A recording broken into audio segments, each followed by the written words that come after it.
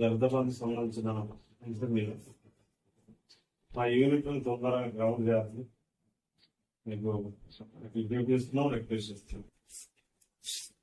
ఒకవేళ యూనిట్లు మన గ్రౌండ్ కు సంబంధించినటువంటి వాటిని పరిశీలన చేసి తొందరగా పంపించకపోతే హుజురాబాద్ నియోజకవర్గ పరిధిలో దళిత బంధు గత ప్రభుత్వం మరి దళితుల్ని ఉద్దేశించి వారి అభివృద్ధిని ఉద్దేశించి దళిత బంధు పైలట్ ప్రాజెక్టు కింద ఏర్పాటు చేసినటువంటి ప్రోగ్రాంను మరి ఇప్పుడున్నటువంటి కాంగ్రెస్ ప్రభుత్వం కాళేరాసే విధంగా ప్రవర్తిస్తూ ఉన్నది.